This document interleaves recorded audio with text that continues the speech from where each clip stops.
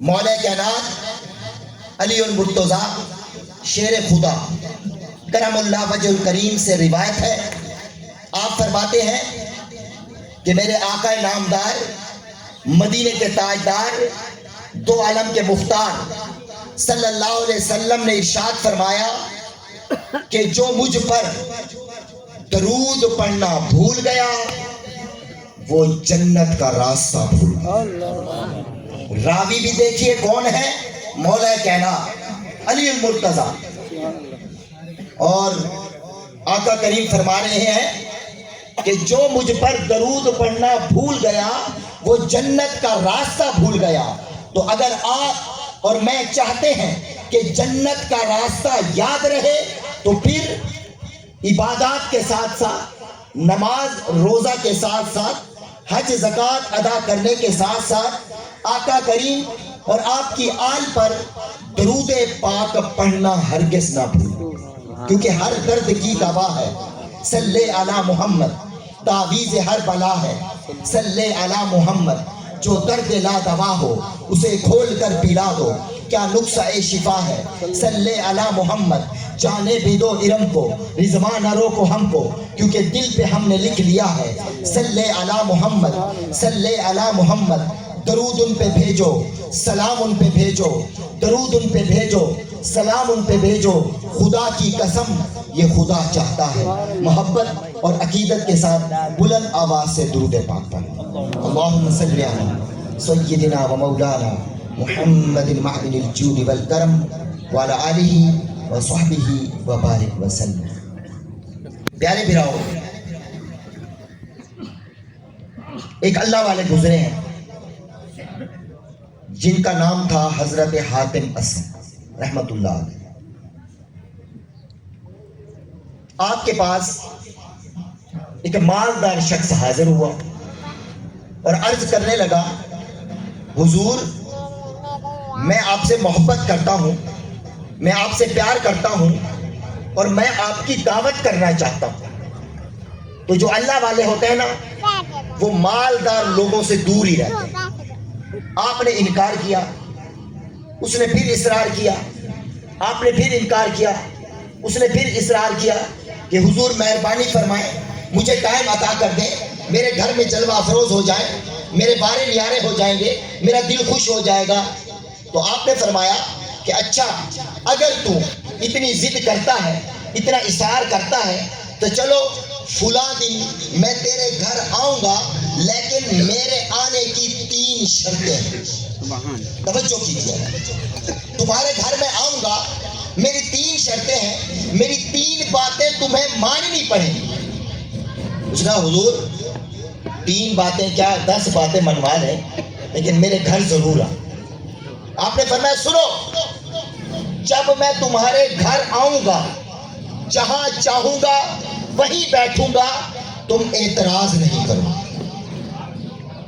اس نے سوچا کہ کوئی بات نہیں، میں کرسی بھی رکھ دوں گا، گدا بھی لگا دوں گا، سرانہ بھی رکھ دوں گا، تکیہ لگا دوں گا، جہاں دل میں آئے گا بیٹھ جائیں گے۔ کہ ٹھیک ہے حضور، یہ کوئی مشکل بات تھوڑی ہے۔ دوسری شرط ارشاد فرمائیں، فرمایا جب میں آؤں گا تمہارے پاس، جو چاہوں گا وہی کھاؤں گا، تم اعتراض نہیں کرو۔ اس نے دل میں سوچا یہ کوئی بڑی بات تھوڑی ہے، بزرگ ہیں، تیکھے پھیکے سے پرہیز کرتے ہوں گے، ہر قسم کے کھانے پکوا دوں گا، جو مزاج میں آئے گا کھا لیں گے۔ ٹھیک ہے حضور، مجھے دوسری شرط بھی قبول۔ آپ نے فرمایا میری تیسری شرط یہ ہے کہ میں جو تمہیں کہوں گا وہ کرنا پڑے گا۔ اب اس نے کہا، سوچا کہ یہی کہیں گے کہ نماز روزے کی پابندی کیا کرو، بس سر ہلا دوں گا، جیسا کہ آج کل لوگ ہلا دیتے ہیں، زبان سے انشاءاللہ نہیں کہتے، زبان نہیں ہلتی بلکہ سر ہلا دیتے ہیں کہ ٹھیک ہے۔ اس نے کہا ٹھیک ہے حضور، یہ بھی کوئی مشکل بات نہیں، جو بولیں گے آپ میں مانوں گا۔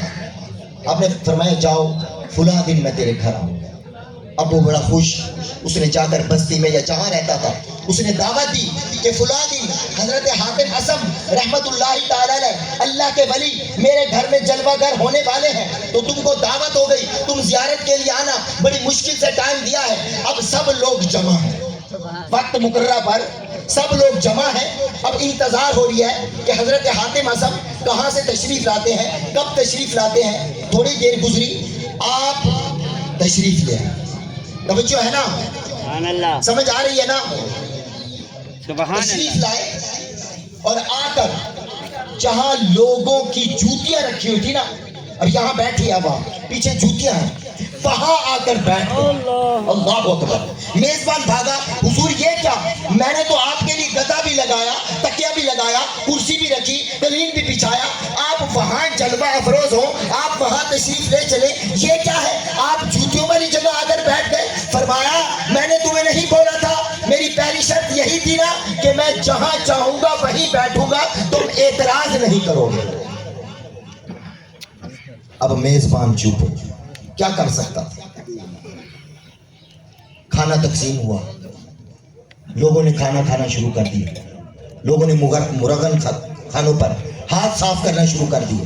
اب اس اللہ کے ولی کی طرف دیکھا گیا، آپ نے جیب سے ایک سوکھی روٹی کا ٹکڑا نکالا اور پانی میں بھگو بھگو کر کھانے لگے۔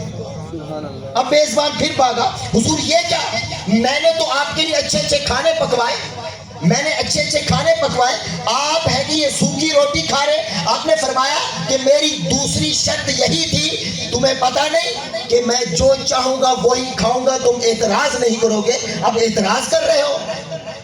میزبان چپ ہو گیا، کیا کر سکتا ہے۔ اب جب سب نے کھانا کھا لیا، آپ نے فرمایا ایسا کرو، انگیٹھی اور توا لے آؤ۔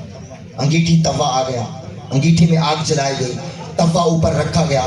جب توا گرم ہو گیا، بہت زیادہ گرم ہو گیا، حضرت حاتم اصم رحمت اللہ تعالی علیہ نے بسم اللہ پڑھی اور اس دہتے ہوئے گرم توے پر ننگے پاؤں کھڑے ہو گئے۔ اللہ اکبر، اور آسمان کی طرف نگاہ اٹھائی اور عرض کی، مولا تیرا شکر ہے آج یہ سوکھی روٹی کا ٹکڑا۔ یہ کہنے کے بعد آپ نیچے اترے اور عوام سے مخاطب ہوئے کہ اے عوام، دیکھو آج تم نے اچھے اچھے کھانے کھائے، آج تم نے مرغن غذائیں کھائیں، آؤ باری باری آتے جاؤ، اس دیکھتے ہوئے توے پر کھڑے ہو کر اللہ کا شکر ادا کرو۔ اب لوگوں کی تو چیخیں نکل گئی، لوگ کہنے لگے حضرت آپ تو اللہ کے نیک بندے ہیں، آپ تو اللہ کے ولی ہیں، آپ اللہ کے محبوب ہیں، آپ کو اللہ نے طاقت عطا کی کہ آپ دیکھتے ہوئے توے پر ننگے پاؤں کھڑے ہو سکتے ہیں۔ ہم گنہگار، بدکار، سیاہکار، اسی اشعار، ہمارے اندر اتنی کرامت کہاں، ہمارے اندر اتنی طاقت کہاں کہ ہم اس دیکھتے گرم توے پر کھڑے ہو سکیں، یہ تو آپ کی کرامت ہے۔ پھر آپ نے وہیں پر بیان شروع کیا اور ان کا بیان میں اب سنانے لگا۔ سبحان آپ نے یہ سمجھنا کہ آدھا بیان ختم ہو گیا، بیان اب شروع ہو رہا۔ اور بیان انہوں نے کیا فرمایا، حضرت حاتم اصم رحمت اللہ علیہ نے فرمایا، اے لوگو، جب قیامت کا 50,000 سال کا دن ہوگا، سورج 1.25 میل پر رہ کر آگ برسا رہا ہوگا اور تانبے کی دہکتی زمین پر ہم سب کو ننگے پاؤں کھڑا کیا جائے گا، اس وقت تمہارے اندر کون سی کرامت آ جائے گی کہ تم اس گرم زمین سے بچ سکو گے۔ اور اس وقت ہر بندے سے 4 سوال ہوں گے۔ یہ 4 سوال اپنے ذہن میں بٹھا لیں، اپنے پلو میں باندھ لیں۔ اگر ان 4 سوالوں پر ہم عمل پیرا ہو جائے نا تو آخرت کی بگڑی بن جائے، آگے کی بگڑی بن جائے، قبر آسان ہو جائے، موت کی سختی آسان ہو جائے، قبر ٹھنڈی ہو جائے، پلے صراط پر گزرنا آسان ہو جائے گا اگر یہ 4 باتیں ہم مان لیں جو کہ حاتم اصم رحمت اللہ تعالی نے ارشاد فرمایا، اے لوگوں، اس وقت جب تانبے کی دہکتی زمین ہوگی، 50,000 سال کا دن ہوگا، ہر بندے سے 4 سوال کیے جائیں گے۔ جب تک ان 4 سوالوں کا جواب نہیں دیں گے اس دہکتی زمین سے قدم نہیں ہٹا پائیں گے۔ پہلا سوال ہوگا کہ اپنی عمر کیسے گزارے، اپنی عمر کیسے گزاری؟ رب کریم پوچھے گا اے میرے بندے بتا تجھے میں نے 70 سال 100 سال 80 سال 60 سال 40 سال کی زندگی دے کر دنیا میں بھیجا تھا، اور قرآن میں بھی فرما دیا تھا الہاکم التکاثر حتی زرتم المقابر، کہ تمہیں غافل رکھا مال کی زیادہ طلبی نے یہاں تک کہ تم نے قبروں کا منہ دیکھا۔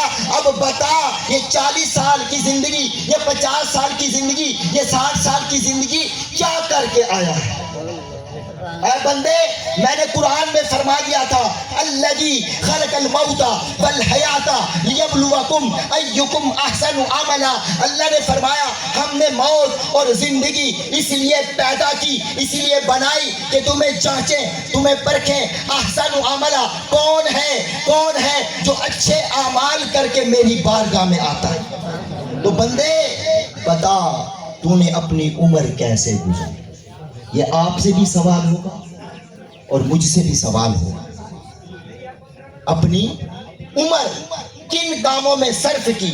اب ہم اپنے گریبان میں جھانکیں، کیا ہم نے اللہ اور اس کے رسول کی بتائے ہوئے طریقے سے زندگی گزاری؟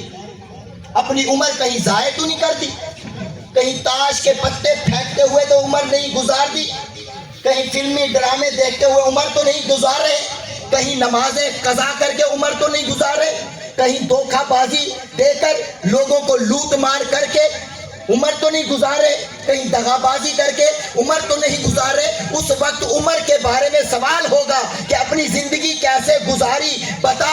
یہ اب ہم دیکھیں کہ آیا اس فرمان پر ہم پورے اتر رہے ہیں؟ جو اتر رہے ہیں وہ تو کامیاب ہو جائیں گے، جو اپنی آخرت کی فکر نہیں کر رہے اور اس عمر کو اس زندگی کو غفلت میں گزار رہے ہیں وہ پچھتائیں گے۔ پہلے بچپن میں تجھ کو برسوں کھلایا، پہلے بچپن میں تجھ کو برسوں کھلایا، جوانی نے تجھ کو مجنوں بنایا، بڑھاپے نے آ کے کیا کیا ستایا، اجل تیرا کر دے گی بالکل صفایا، چگاجی لگانے کی دنیا نہیں ہے، یہ عبرت کی جا ہے تماشا نہیں ہے۔ تو محترم بھائیوں بزرگوں، بروز قیامت اپنی عمر اور زندگی کے بارے میں جواب دینا پڑے گا۔ کامیاب وہی ہے جو اپنی زندگی کو غنیمت جانے اور نیک اعمال کرے، کیونکہ پوچھا جائے گا کہ احسن عملہ، بتا اچھے اعمال لے کر آیا نہ یا نہ آیا۔